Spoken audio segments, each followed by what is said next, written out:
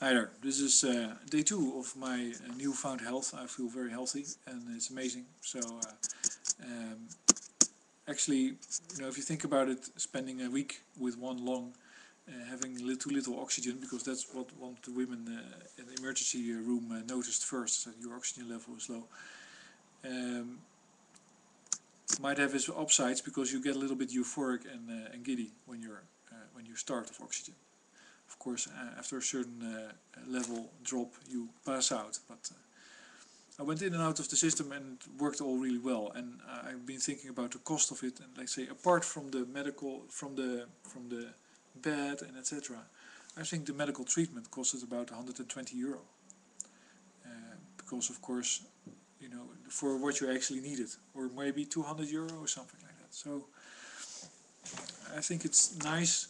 And just when I was having, and I saw all the other treatments around me, I thought, well, how can you have exploding medical cost if you simply try to optimize whatever method you have for whatever treatment you have? So in my case, let's say, first you have a whole procedure for determining whether somebody has a problem or not. Then you have a whole procedure of determining whether you can operate or not. You have a whole procedure of doing the operation. You have a procedure of treatment, blah blah blah. These are all procedures. The only thing you have to do is tweak those and find cheap solutions for the elements in that are working, and then the cost would drop more and more and more. And of course you could centralize the production of whatever means you use in that system, and that would drop the cost even more. So it's really strange to hear about exploding medical cost. Of course you have more old people, and then you should apply the same principle to that, but it seems to be that completely opposite is happening. There's a constant churn of new procedures and methods and medicine, because of the financialization of and the debt that can be created in order to create those new medicine, and then they have to be recouped. So you get a very aggressive marketing campaign. And I have one of my girlfriends, my old friends, she was a pharmaceutical, let's say, promoter, and of course that's like this pill that is unnecessary. It's a slight improvement. It costs €500 per dose. And she tries to sell it and make doctors subscribe it, because that makes money to pharmaceutical companies. Just approaching this as a business is just a mistake. You should approach it economically, which is different than approaching it from a business. Because if you do it economically, you try to get as much out of the resources that you have, which is your income. If you do it as a business, you try to get as much profit, which means that you try to cut whatever you do, maybe even, in order to, let's say, ask more money for doing less. That's one of the profit models we see these days. It's like, you get a fantastic holiday in Barbados, and then you come to the airport, and they have a cardboard airplane, and they, let's say, cart you into a little hangar where they have pictures of Barbados and stuff like that, and they keep you drunk for a week. And so if they approach that right, with the right type of promotional activity and two people screaming in your ear all the time, you might actually buy that nonsense. And then they have a €500 holiday in Barbados, actually for the price of a lot of alcohol and a few cardboard pictures of palm trees. That's a little bit that would, like, businesses would think, okay, that's actually a pretty good idea. And as somebody might see this video and think, damn it, we're gonna do virtual holidays. You're not going to go to Nepal. You're in America. You're going to, let's say, 5 cities, 500 kilometers away, and you're going to walk on the treadmill and see videos of Nepal. And we'll give you all the things you need to prove at home that you've been in Nepal. But we still ask more than the actual cost, of course. Otherwise, we wouldn't make profit. But so that's how you, let's say, if you commercialize medicine, that's what happens. People start to say, yeah, but survival rate is now 10%, but that's because we do emergency treatment on 0.8% of the patients with this very expensive. If we don't do that anymore, if we say it's too expensive, then some people die, but hey, the money goes longer and we have more profit. I think it's a fundamental effect of systemic thought, where so you have like a schematic with lines and flows, and people become numbers and depersonalized, and you really don't know them, and it's not your grandfather, so you don't care anymore. that's how the industrial mind basically evolves and develops. You know, your mind is really not meant to be so distant from immediate punishment for mistakes. So you should be very close to other people, and then it's safe to have that type of capability of abstraction. Because if you do something stupid, you get hit in the face, or you get slashed with a sword, or you get sick, or you get ousted or banned or whatever, you get punished very quickly. But if you can sit into, you can first you pretend to be a doctor, and that's the fascinating story of Auschwitz. How German doctors became killers because they thought they were vain and superior, and they could make a career out of studying imbecile and little children that were mentally retarded. And then they would have a twin and they would kill one, and they call that euthanasia. That's where the whole word comes from. And they would do that willingly before the Second World War. So that was going on before the Jews were starting to, and the Polish and the Russian and everybody else, and the Egyptians. And the funny, or the fascinating aspect of it is the psychological process that has to happen to a person in order for him to become, to not have a problem with killing a perfectly healthy individual, retarded child. And another fascinating aspect about it is that Auschwitz would not have been able to happen if the Germans had not discovered a way to get people to do those horrible things. You have to have a system in which people will accept their depravity and their immorality. Sometimes you need somebody that's really a barbarian and a beast, and the Russians in the gulags, they would use criminals as guards. So they would simply take people that have frontal lobe damage, which is usually what is the problem with heavy criminals. They don't have enough brains in the front of the heads to keep them from hurting other people. And they put them in charge. And that was, of course, horrible for the people in the camps. And the whole process, of course, was disastrously, disgustingly horrible. But it's interesting in a way, I think, to think about what goes wrong with people when they become such monsters.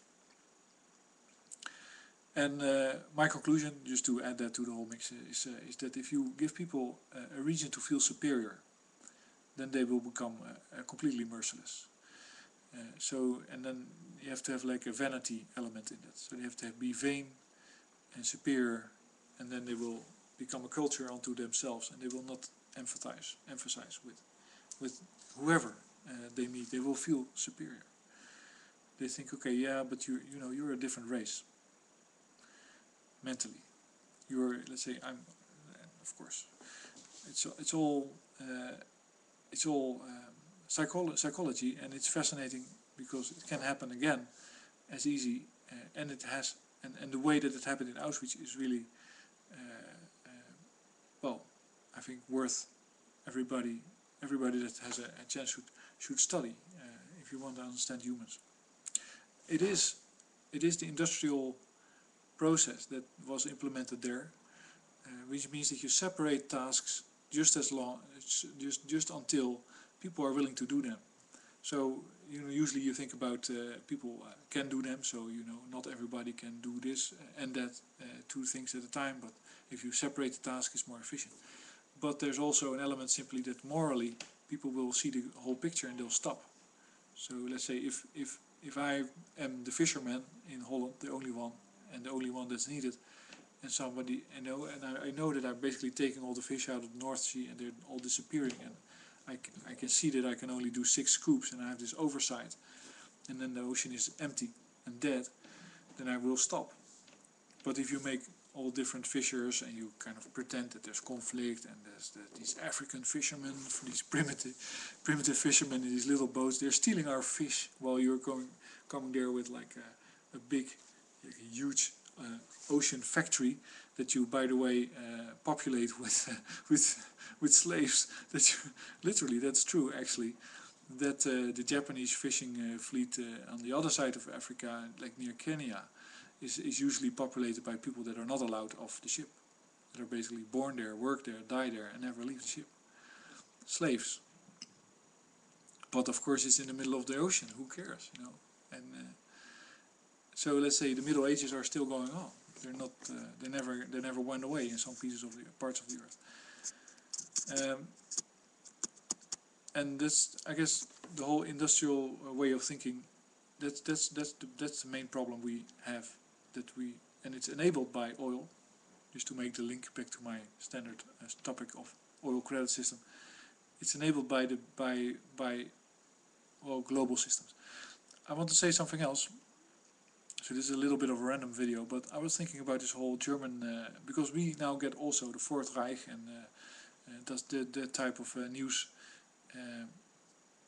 And it's funny because in history, Germany had leaders that tried to prevent it from becoming one country. So before there was East and West Germany, you had just these little, you had I think it's just Germany proper, but before that you had different regions like Saxon and I don't know, so all these names, I'm not sure, but they were independent in the 1860s and 70s. And Bismarck, who was then the leader, slowly becoming the leader of a lot of these regions, he realized that if he would combine them and they would get an army, the country would go to war because it was superior technologically and industrially in many aspects.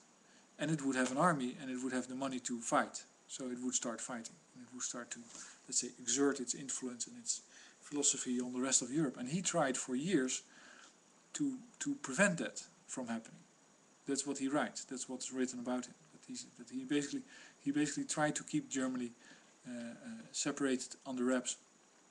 He tried to prevent it from becoming Germany. And then he failed, and of course Germany became one, and the First World War was basically the result of that, because it combined its armies and it became huge, and then of course you get the army has its own mind and wants to do stuff, and First World War happened, and then there had the reparations that were basically meant to try to suppress the whole German basically resurgence, and that only turned evil because Hitler turned it into a reason for becoming a strong Germany again. And so if you are a leader of Germany, then you might want to burden the country with all kinds of confusions and distractions and loads, because you want it to not, let's say, be a humming engine in the middle of Europe, discovering that about itself, becoming vain and superior about it, and then becoming a merciless conqueror around Europe, or a country that starts a war. So in that light, it might have been a policy decision to get East Germany back, because that was a huge financial and economical burden on Germany, and it might be a necessity for Merkel to keep Europe going, because she has to keep the load on Germany. And there's lots of benefits to it. I think I'm completely.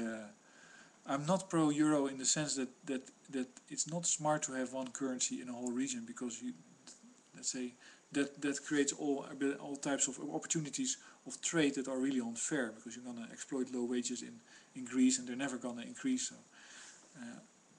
I'm not sure that it's smart. It allows no autonomy to regions to make their own economy thrive with the resources they have locally, because they always have to deal with the price of resources elsewhere. So this is communication through the currency all the time. And of course it's fiat currency, but maybe we can solve that by starting to back it with renewable energy. Or maybe that's secretly going on. Anyway, I also talked to a girl that was actually serving tea to the people that came out of East Germany when the wall was first broken down, and it was a very interesting story to hear about that, because she lives right next to where the East Germans were leaving their country for the first time. But thanks for listening, and I hope you enjoyed it.